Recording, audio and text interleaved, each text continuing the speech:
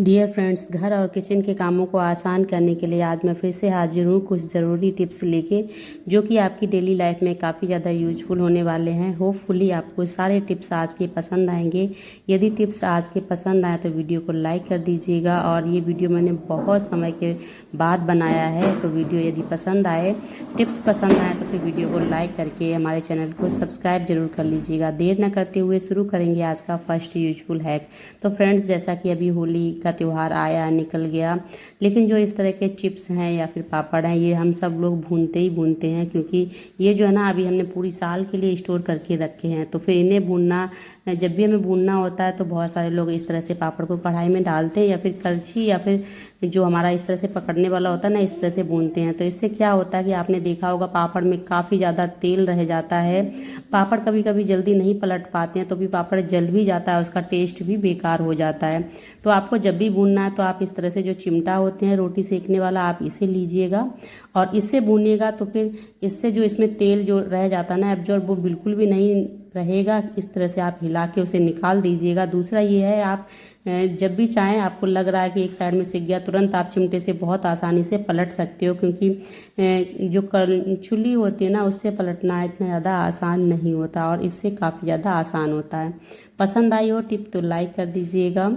और अब बढ़ेंगे आज के नेक्स्ट यूजफुल हैक की। फ्रेंड्स, जब भी हम लोग कुछ ना कुछ बनाते हैं तो इस तरह से ऑयल है या फिर घी है हमारा कढ़ाई में बच जाता है, और इस घी को हम लोग कटोरी वगैरह में निकाल के रख लेते हैं, और नहीं तो ज़्यादातर लोग फेंक ही देते हैं। तो ऐसे में मेरे पास क्या है ना कि अभी जो त्यौहार है तो काफ़ी सारी चीज़ें जो है ना हमने बनाई, तो जब भी नीचे का रह जाता है काला काला, तो मैंने उसे छान के रख लिया है। हालांकि इसे यूज करने का उतना मन नहीं होता, क्योंकि नीचे का काला रह जाता है। इसमें काला केले हल्के से छोटे कण रहते हैं, जिन्हें खाने में उतना ज़्यादा अच्छा नहीं माना जाता है। तो फिर मैंने क्या किया है कि इस तरह से वेस्ट कप को भी यूज कर लिया। आप चाहें तो इस तरह से कप में स्टोर करके रख सकते हैं। इसका यूज कैसे करना है वो मैं आपको बता दूं। आपके पास जितने भी वुडन हैं, जैसे कि आप पाटा यूज करते हो रोटी बेलने के लिए, या फिर बेलन है, या फिर हमारे किचन के जो भी आइटम है ना, उनमें आप इस तरह से इस ऑयल को यूज कर सकते हो। इसे लगाने से देखो काफ़ी सारे फ़ायदे हैं। पहला तो लकड़ी का है तो चटकेगा नहीं। दूसरा ये है कि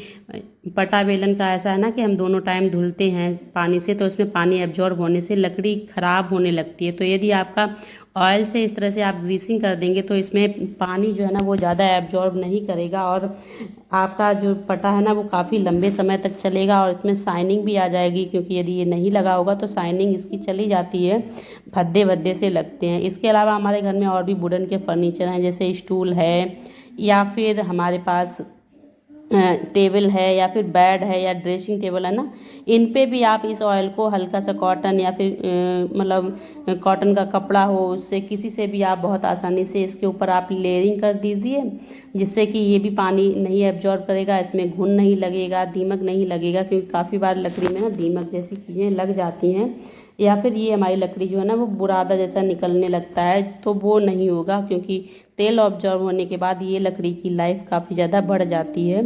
और इस तरह से आप तेल को भी यूज कर लेंगे, क्योंकि मोस्टली लोग खाते नहीं हैं, तो फिर इस वाले तेल को फेंक देते हैं।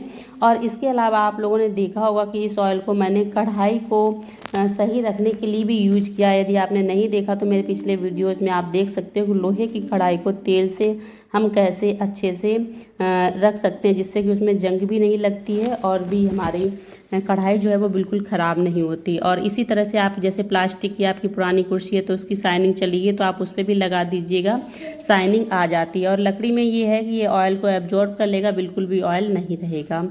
टिप पसंद आई हो तो फिर लाइक कर दीजिएगा। नेक्स्ट टिप है, इस तरह के जो हमारे खाली बॉक्स आते हैं ना, हम कुछ भी मार्केट से लेके आते हैं फूड वगैरह, तो आपने देखा होगा कि ये बहुत लो क्वालिटी के होते हैं और मोस्टली हम इन्हें फेंक ही देते हैं। लेकिन आज ये वीडियो में आप देखेंगे इसका हम लोग बहुत अच्छा सा यूज करने वाले हैं। तो फिर मेरा सीधा सा इरादा रहता है कि मैं इसमें बहुत ज़्यादा तामझाम ना करूं, कम से कम मेहनत में हम इसे यूज कर सकें। तो आज मैं इस तरह से यूज कर रही हूँ, जैसे कि हमारे पास कॉटन है मंदिर में पूजा करने के लिए, तो फिर आप क्या कीजिए, आप इसमें बाती बना के रख लीजिए, कॉटन रख लीजिए, इस तरह से आप इसे यूज कर सकते हो। और मेरा क्या है कि मैं इसमें फूड वगैरह फिर नहीं रखती हूँ, क्योंकि मेरे हिसाब से ये फूड ग्रेड का जो प्लास्टिक है वो नहीं है। हालांकि हम लोग मार्केट से जब कोई चीज़ लेके आते हैं तो ज़्यादातर इसी में, जैसे पैक होके आती है मार्केट से, लेकिन उसके बाद मैं इसे नहीं यूज़ कर सकती। तो क्या है ना, देखो मैंने अभी ना इसकी जल्दी जल्दी से बाती भी बना के मैं इसमें स्टोर किए ले रही हूँ। तो इससे क्या होगा कि जब भी आपको सुबह पूजा करनी होगी तो आपको बाती आसानी से मिल जाएंगी, जिससे कि आपके 10-20 सेकेंड जो है ना वो एक्स्ट्रा में बच जाएंगे। यदि आप सुबह वर्किंग हैं या फिर आपके बहुत ज़्यादा काम रहते हैं तो फिर आप इस तरह से पहले से बना के आप इस तरह से स्टोर करके रख सकते हो। तो आपका ये डेली लाइफ वाला जो काम है ना उसमें आपको काफ़ी ज़्यादा हेल्प मिल जाएगी। तो फिलहाल जो है ना वो अभी मैंने कुछ बातियां बना के स्टोर करके रख ली हैं, और इसके बाद जब मुझे टाइम मिलेगा तो मैं पूरी बातियां बना के रख लूँगी, और इस तरह से आपकी कॉटन ख़राब नहीं होगी। होपफुली टिप पसंद आया होगा। नेक्स्ट टिप है इस तरह से हमारा जो देसी घी है ना उसको लेके। आपने देखा होगा कि हम जब हमारे पास बहुत सारा होता है ना और रखा रहता है इसे 1 साल 1.5 साल, तो आपने देखा होगा नीचे काला काला सा हो जाता है, और इसके बाद यदि हम ये खाते ना तो हमारी हेल्थ के लिए उतना अच्छा नहीं होता है। और ये काला हो इसलिए जाता है क्योंकि घी को कितने भी अच्छे से हम स्टोर करें लेकिन उसमें हल्का सा मठा जैसा रह ही जाता है। हालांकि प्लास्टिक के कंटेनर यूज करना उतना ज़्यादा सेफ़ नहीं है घी या किसी भी चीज़ के लिए, लेकिन क्या होता है कि जब हमारे पास नहीं होते तो हम लोग इस तरह से स्टोर करके रखते ही हैं। तो फिलहाल मैं अभी तो एक जो है ना वो इस तरह से कांच का भी लेके आई हूँ, लेकिन जो पहले का रखा है उसे फिनिश करेंगे। तो इस तरह का जो घी है ना इसे हम कैसे अच्छा कर सकें जिससे कि हमारा घी भी ख़राब ना हो और हमारा घी जो है वो यूज में आ जाए, खाने लायक हो जाए, क्योंकि अभी ये खाने की स्थिति में नहीं है। और ज़्यादातर ये नीचे वाला ही जो रह जाता है ना वो एकदम काला काला सा होता है, देखने में भी अच्छा नहीं लगता और खाने का भी मन नहीं होता। तो आप क्या करिएगा, आप कोई सी भी एक कढ़ाई लीजिएगा और उस कढ़ाई में आपको इस पूरे घी को निकाल देना है। ध्यान रखना है कि कढ़ाई की जो आंच है ना यानी गैस की उसे बहुत ज़्यादा तेज़ नहीं रखना है, इसे स्लो टू मीडियम रखना है और सारा घी इसमें डाल करके इसे ना आपको पिघला लेना है। क्योंकि पिघलाने से क्या होगा, इसके अंदर जो हल्का सा मठा है ना वो मठा जल जाएगा। और हाई फ्लेम आपको बिल्कुल भी नहीं रखनी है। पूरा आप डालने के बाद में आप इसे धीमे धीमे पिघलने दीजिएगा, और जब पूरा पिघल जाए उसके बाद आप 1 से 2 मिनट के लिए और छोड़ दीजिएगा। और छोड़ेंगे तो फिर आप देखेंगे कि आपका जो घी है ना इस घी के ऊपर एक लेयर जैसी रह जाती है, जो कि हमारा जो मठा होता है ना, जो मठा हमारा ख़राब जो मठा की वजह से हमारा घी लाल हो चुका है यानी काला काला सा हो चुका है, वो मठा ऊपर जम जाएगा।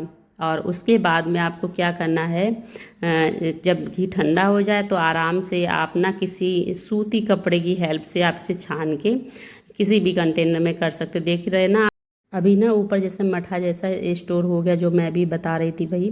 और इसे छानते समय एक चीज़ का ध्यान रखना है, आपको सूती कपड़े से छानना है, लेकिन कपड़ा उस समय थोड़ा सा नम रखिएगा ताकि आपका घी जो है वो आसानी से छन जाए। और घी जब पूरी तरह से ठंडा हो जाए उसके बाद ही छानना है।